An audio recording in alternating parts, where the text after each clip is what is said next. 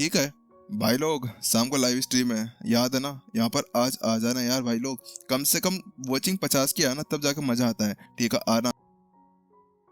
तुम आगे क्यों आ रहे हो? तो उसके साथ में सत्यम पीछे की तरफ खिसकने लगता है, लेकिन वहीं दूसरी तरफ वो लड़का अपने हाथ में तलवार निकाल लेता है। और अगले पल यहाँ पर कुछ ही पल के अंदर, 1 घंटे के अंदर अंदर केवल मुखिया को छोड़कर सभी की हालत खराब हो जाती है। एक एक कर जो यहाँ पर लिन कबीले के अंदर सारे सारे लड़ाकू थे ना, उन सभी को उसने यहाँ पर चैलेंज दे दिया था।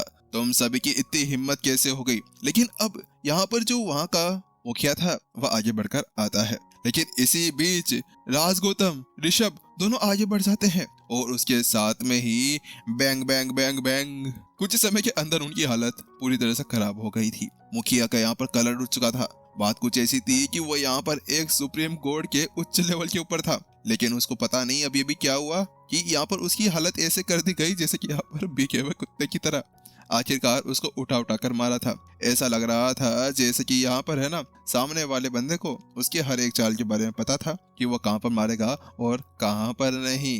तुम सभी अपंग हो, अपंग। तुम हमारे किसी काम के नहीं हो। एक दिन ऐसा आएगा कि लिन कबीला बिल्कुल जमीन के अंदर गड़ जाएगा। इतना कहने के साथ में हर्ष और वो बस वहां से निकल जाते हैं। लिन कबीले की हालत अब पहले से बहुत ज्यादा दुर्घटनाग्रस्त हो चुकी थी। बात कुछ ऐसी थी कि अब यहाँ पर लिन कबीले के पास में कोई भी ऐसा चारा नहीं था, क्योंकि अब अपने सहकर्मी के साथ में लड़ने के साथ में उन्हें पता चल गया था कि अब उनकी एयुकेटी क्या हो गई थी। तो वहीं दूसरी तरफ मुखिया अपने आप को संभालते हुए खड़ा होता है और कहता है, जाओ पता करो आखिरकार बाहर चल क्या रहा है।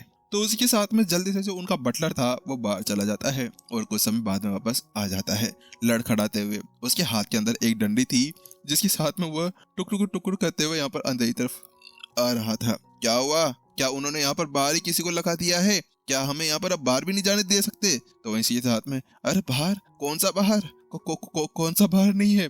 बाहर तो पूरे के पूरे भूत भूत भरे हुए हैं। क्या भूत? अबे तुम पागल हो क्या? तो उसके साथ में बटलर जाता है, मालिक बात कुछ ऐसी है, जब मैं बाहर गया ना तो उसके साथ में ही मेरे को भिखारी मिल गए। भिखारियों ने मेरे को छेड़ना छाड़ा शुरू कर दिया। ये देखो कितना बुढ़ा बुढ़ा जा रहा है। तो मेरी सड़क गई। तो उसके साथ में मैंने ना उनके ऊपर अटैक करना चाहा, लेकिन उन सभी ने मिलकर ऐसा धोया कि मेरे तो यहाँ पर पिछवाड़ा बचाने लायक नहीं रहा। वास्तव में उन लोगों ने इतनी ज्यादा गंदी हालत कर दी मेरी कि देखो मेरी क्या हालत हो गई है।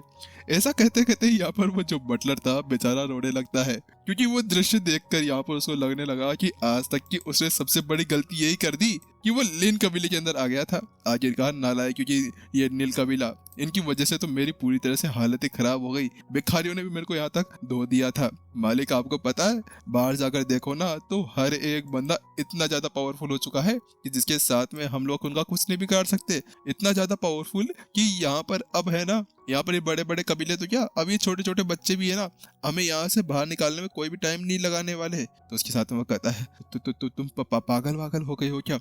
एक काम करो, कहीं से जाओ और वो जो लेक्चर वाला टोकन है ना जो वो दोनों लेकर आए थे, वो उसको यहाँ से कहीं से ढूंढ कर या खरीद कर लेकर आओ। तो उसके साथ में बटलर जाता है, क्या मैं लेकिन मैं बाहर क्यों जाऊं?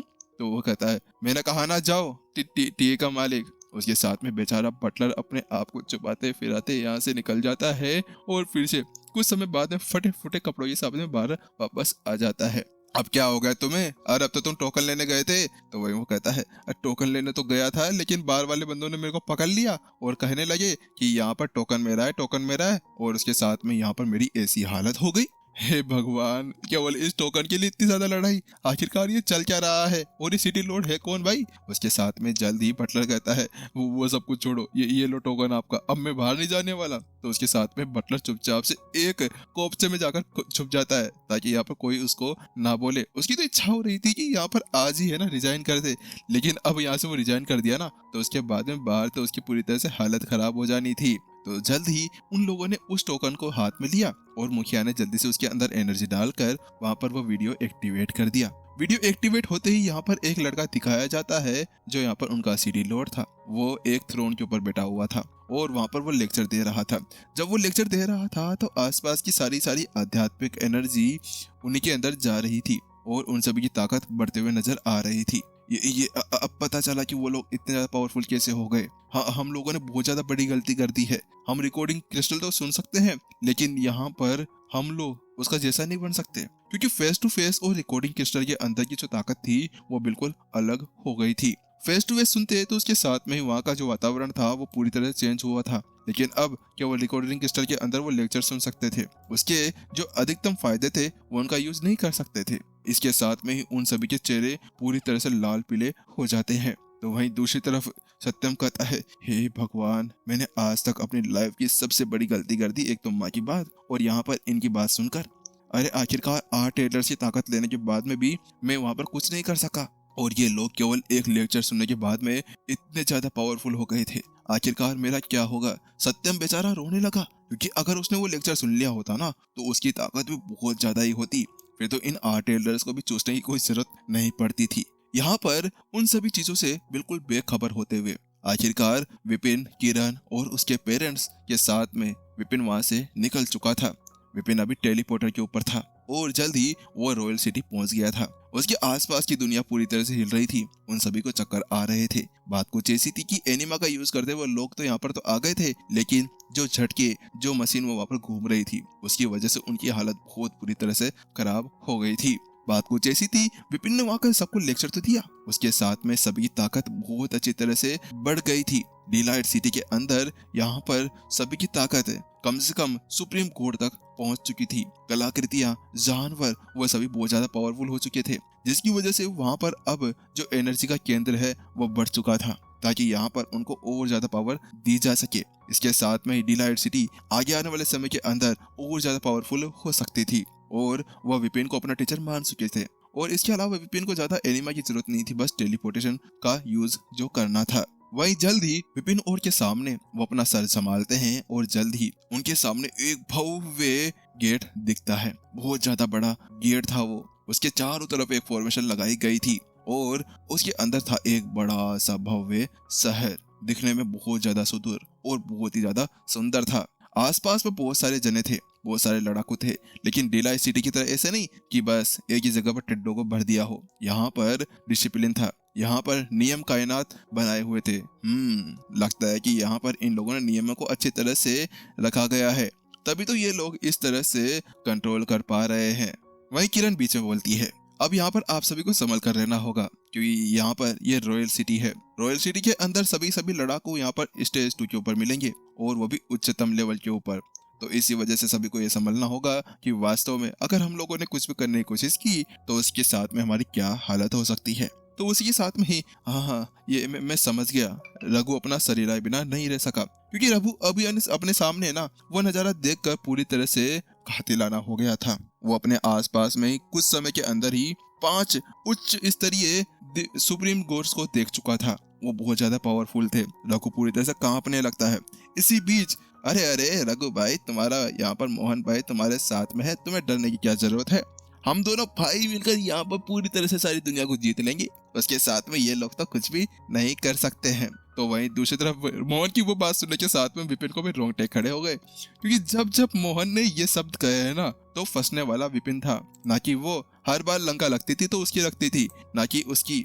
आखिरकार वो जानता था कि मोहन के मुंह से शब्द निकलते हैं ना, वो बहुत ज्यादा कठोर, बहुत ज्यादा खतरनाक हुआ करते हैं। अब विपिन को समझ में नहीं आ रहा था कि वह क्या करे। तो इसी बीच रघु कहता है, अरे रुको जरा। उसके साथ में बस आपको क्या चाहिए। यहाँ पर रघु अपने हाथों को मलते हुए सीधे चूजे के सामने चला जाता है और कहता है, आप जो कहेंगे मैं करने के लिए तैयार हूँ, आप बताइए क्या करना है। तो वहीं चूजा कहता है, क्यों मैं? अरे मेरे को मरना है, मरना। तो मेरे साथ में मरेगा क्या? चल आजा, मरते हैं साथ में, एक साथ कुएं में डूब के मर जाते हैं। तो वहीं दूसरी तरफ उनकी ये बातें सुनने के साथ विपिन अपना चेहरा छुपा लेता है, और यहाँ पर विपिन के माता पिता, किरण और सभी विपिन को देख रहे थे, क्योंकि वास्तव में यहाँ पर उसकी क्या हालत हो रही थी उनको ही पता था। और वो सभी हंसने लगते हैं। आप सभी हंस क्यों रहे हैं? फालतू में हंसो मत हो, यहाँ पर मैं क्या करूँ, मेरे यहाँ पर नसीब में ये सब कुछ लिखे हुए थे। आखिरकार पहले ये चूजा, और फिर ये मोहन, और अब यहाँ पर ये रघु। ये भगवान, यहाँ पर पता नहीं कौन से संगत के अंदर पड़ जाते हैं। मैं इतना अच्छा भोला भाला व्यक्ति, और ये लोग। आखिरकार इन लोगों ने तो मेरा दिमाग खराब कर दिया। विपिन वास्तव में इस जगह पर रोने के कगार पर पहुंच चुका था। आखिरकार यहाँ पर वो क्या ही कर सके, लेकिन विपिन अपने सर को दबाता है और कहता है, all is well, all is well, हो जाएगा, बस इनके साथ में ऐसा कुछ नहीं होगा। उसके साथ में विपिन कहता है, किरण चलो बताओ कि आखिरकार अब हमें कहाँ पर जाकर रहना चाहिए। इस समय विपिन है ना एक साथ था, अपने उसके माता पिता भी उसके साथ में ही थे। तो इसी वजह से उसको एक अच्छी सी जगह चाहिए थी जहाँ पर वह आराम से रह सके। अकेला होता तो वह किसी भी सड़क पर यहाँ पर ओढ़कर सो जाता, लेकिन अपने माता पिता को ऐसा वो नहीं करने दे सकता था। किरण ने कहा, मैं यहाँ पर वैसे रॉयल सिटी के अंदर से आई हूँ और क्यू कबीले के अंदर से भी, लेकिन जब मेरी ताकत बढ़ गई तो मैं यहाँ से चली गई। लेकिन अब यहाँ पर हम वापस से वहाँ पर नहीं जा सकते हैं। इससे अच्छा ये होगा कि हमें एक दूसरी जगह ढूंढ लेनी चाहिए। हाँ, ये भी सही है। इसके साथ में जल्द ही वह 2 घंटे के अंदर अंदर एक घर ढूंढ चुके थे जिसके अंदर वह रुक सकते थे। हालांकि यहाँ पर जो रेटें थी ना वह पहले से ज्यादा 2 गुना हो गई थी, लेकिन विपिन के पास में पैसों की कमी थोड़ी ना थी। उसके पास में भरपूर पैसे पड़े हुए थे। आराम से उसने यहाँ पर अपने लिए एक घर बुक कर लिया। उसके साथ में विपिन यहाँ पर जल्दी से किरण से कहता है, किरण ये लो 50 गोलियां हैं, ये यहाँ पर वही ब्यूटी पिल्स है, तुम इनको बेचो और मेरी मदद करो। इसके अलावा यहाँ पर रही आत्मा भगवान की बात है तो उनके बारे में थोड़ा पता करने की कोशिश करना। मुझे यहाँ पर उनके बारे में जल्दी से जल्दी सब कुछ पता करना है। मोहन और तुम जल्दी से रॉयल सिटी के अंदर इधर उधर घूमो और इसके साथ में यहाँ पर सब कुछ रहन सहन और सब कुछ पता कर लो। इसके अलावा आकाश भी यहीं पे कहीं पे होगा, क्योंकि यहाँ पर मैंने जितना सुना है कि जो डेमन लॉर्ड है वो यहीं कहीं पे आया हुआ है, तो इसके साथ में ही आकाश भी इधर किधर ही होना चाहिए, क्योंकि उनका रहने का ठिकाना आसपास में ही है। इतना कहने के साथ में किरण मोहन वहां से चले जाते हैं। विपिन अपने माता पिता को भी अपने रूम के अंदर भेज देता है और उसके साथ में जल्द ही वह अपने कमरे के अंदर आ जाता है। कमरे के अंदर आकर वो वहां पर एक बेंच के ऊपर बैठ जाता है और जल्द ही उस पेंडेंट को बाहर निकालकर उसको देखने लगता है। प्रत्युषा, तुम कहाँ हो और आखिरकार तुम्हारी इस जगह पर कौन सी